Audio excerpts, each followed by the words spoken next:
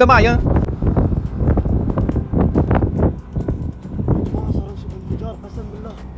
Malaking pagsabog ang tumama linggo ng gabi sa industrial area ng Ras Haslafan, Qatar, malapit sa Doha, isa sa pinakasensitibong lugar ng enerhiya sa mundo.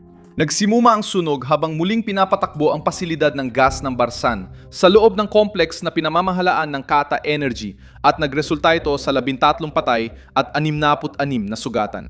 Base sa ulat ng autoridad, agad napunta sa sentro ng usapin ang Iran matapos ang pagsabog. Ang rehiyon ay nakararanas ng hayagang tensyon kung saan ang kipot ng Hormuz ay mahigpit na binabantayan. Habang umuusad ang negosasyon sa pagitan ng Estados Unidos at Iran sa Switzerland, may mga eroplanong militar ng Amerika sa himpapawid at sariwa pa ang mga pag-atake ng Iran sa mga infrastruktura ng enerhiya sa Golpo. Hindi basta-basta ang Ras Haslafan. Bahagi ito ng sentro ng enerhiya ng Qatar, isang maliit na bansa sa mapa pero higante sa natural na gas. Kapag sumabog ang ganitong kalaking estruktura, nakatutok ang mundo sa usok at konteksto. Aksidente ba ito? Bakit na yon ito nangyari? Paano naging babalang pampulitika sa Iran ang aberya sa Ras Haslafan? Ikwento ko lahat yan. Kung gusto mo ng diretsong nilalaman, mag-subscribe ka na dahil araw-araw may ganitong video dito. Naganap ang pagsabog sa Ras Haslafan Industrial City sa hilaga ng Qatar sa estruktura ng Barzan na konektado sa lokal na gas supply.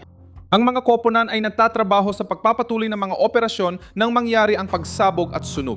Ipinapakita ng mga larawang kumalat sa social media ang matinding liwanag at haligi ng usok na umaakyat sa lugar.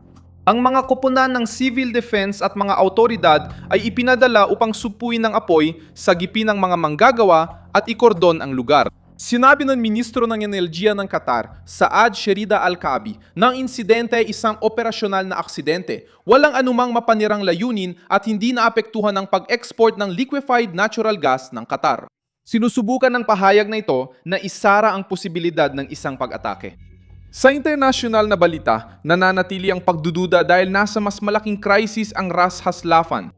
Mas binabantayan ng complex mula ng atakihin ng Iran ang mga pasilidad ng enerhiya habang sinusubukan ng Qatar na makabawi sa gitna ng paghihigpit sa kipot ng Hormuz.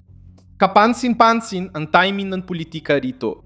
Nangyari ang pagsabog habang sinisikap ng gobyerno ni Trump na makuha mula sa Iran ang mga pangako hinggil sa mga inspeksyong nuklear, malayang paglalayag sa Hormuz at pagpigil sa paglala sa gitnang silangan. Umalis si J.G. Vance sa Switzerland matapos ang mga pag-uusap at bumalik sa Joint Base Andrews gamit ang opisyal na eroplano habang papatuloy pa rin ang trabaho ng mga teknikal na negosyador. Ipinapakita ng White House ang pagkakataon bilang pag-unlad. Ang Iran na nasa pressure ay sinusubukang ipakita sa publiko nito na hindi pa nito ibinibigay ang lahat. Samantala, sumabog ang mahalagang bahagi ng infrastruktura ng Qatar. Pinuring ng pangalawang Pangulo ng Amerika ang kasunduan bilang panimulang basehan, hindi bilang pinal na kasunduan. Diyan nagkakaroon ng bigat ang pagsabog sa Ras Haslafan. Kahit na opisyal na sinabing dahil ito sa technical na aberya, hindi pa rin normal ang araw sa reyon. Kasabay nito na mataan sa rehiyon ang mga Amerikanong eroplano ng KC. 135 na pangreabasteho at isang P-8 Poseidon na eroplano para sa pagmamanman sa dagat. Hindi basta nagkataon ang ganitong uri ng kilos. Naniniwala pa rin ang Estados Unidos na mapanganib ang Golpo. Alam ng Iran na parang pressure button ang Hormuz. Nawala ng pwesto ang rehimeng Iranian sa negosasyon at ayaw nitong magmukhang talunan sa harap ng mga kaalyado.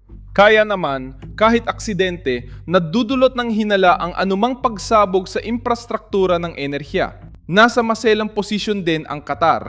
Gumaganap ang Doha bilang tagapamagitan sa mga krisis sa gitnang silangan, nakikipag-usap sa Washington at sa mga grupo sa reyon para mapanatili ang papel nitong diplomatikong tulay. Kasabay nito, umaasa sila sa imahe ng seguridad para maibenta ang gas sa mundo. Ang pagsabog sa Ras Haslafan ay sumisira sa imaheng yon. Kahit hindi naputol ang mga export, naroon pa rin ang epekto sa politika. Ang haligi ng usok sa estratehikong lugar ng enerhiya ay kayang magdulot ng takot sa merkado at presyon sa mga pamahalaan. Ang mga biktima ay mga manggagawang naroon sa pasilidad noong oras ng muling pagpapatakbo. Ayon sa pinakabagong ulat, may 13 na namatay at 66 na nasugatan. Sabi ng autoridad ng Qatar, agad na nabigyan ng medikal na atensyon ang mga nasugatan at walang banta sa kalikasan o panganib sa publikong labas ng industrial na lugar. Gayunpaman, malaki pa rin ang pinsala sa tao at may mga pamilyang direktang naapektuhan dahil sa aberya sa isa sa pinakamahigpit na binabantayan at pinakamahalagang lugar sa Qatar. Sinusubukan ng pamahalaan ng Qatar na kontrolin agad ang bersyon ng pangyayari. Ang pahayag na walang sabotahe ay naglalayong pakalmahin ng mga mamumuhunan, mga bumibili ng enerhiya at mga kaalyado sa diplomasya. Karaniwan, sapat ang technical na paliwanag, pero sa kasalukuyang gitnang silangan, kulang ito. Ang Iran ay nasa ilalim ng matinding presyon. Ang Israel ay nananatiling nakaalerto. Ang Hezbollah ay patuloy na nagiging sentro ng tensyon sa Lebanon. Nagpapanatili ng presensyang militar ng Estados Unidos para hindi magamit ng rehimeng Iranian ang Hormuz sa pananakot. Itinuturing ng pamahalaang Israeli ang Iran bilang sentro ng hanay ng mga bantang kinabibilangan ng Hezbollah, mga milisyang pangrehiyon at panggigipit na nuklear. Ipinakita ng negosasyon sa Switzerland ang banggaang ito. Sinabi ni Vance na nakamit ng Estados Unidos ang mahahalagang pag-usad gaya ng mekanismo para sa Hormuz, inspeksyong nuklear at technical na pag-uusap. Samantala, tinangkang palitin ng mga source na konektado sa rehimeng Iranian ang bigat ng pahayag ng Amerika, iginiit na may ilang puntong bukas pa. Ipinapakita ng pagtatalo ng mga bersyon na ayaw ng Tehran, magmukhang napasunod sila ni Trump. Kailangan ng rehimeng Iranian ng ginhawang pang-ekonomiya, pero kailangan din nilang ipakita ang katatagan sa harap ng kanilang mga radikal. Ang muling pagdaan ng mga barko sa kipot ng Hormuz ay nagpapakitang pinipressure ang Iran. Kapag bukas ang strait, humihina ang pananakot. Kung bumalik ang mga nuclear inspector, nababawasan ang kakayahan ng Iran na magtago ng kanilang mga lihim. Kung umuusad ang technical na negosasyon sa ilalim ng US supervision, mas limitado ang tsansa ng rehime na magpaliban o maglaro sa oras. Habang abala ang Qatar sa pagsabog, may isa pang kaganapan na nagpapakita kung paano tinatarget ng makabagong digmaan ang infrastruktura.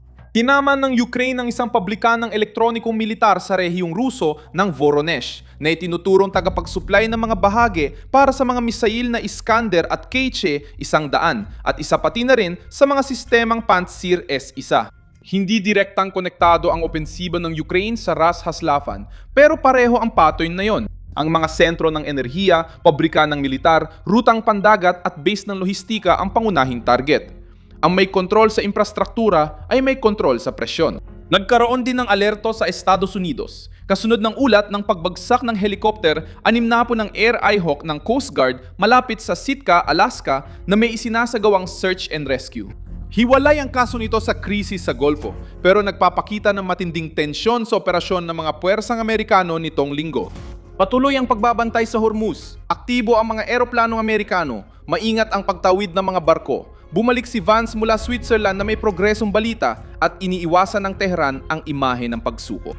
Nagkaroon ng sunog sa Qatar, ngunit napunta ang presyon sa buong rehiyon ng Golfo. Ako si Milson Alves, global, internasyonalista at layunin kong palaging ihatid ang totoo sa iyo araw-araw.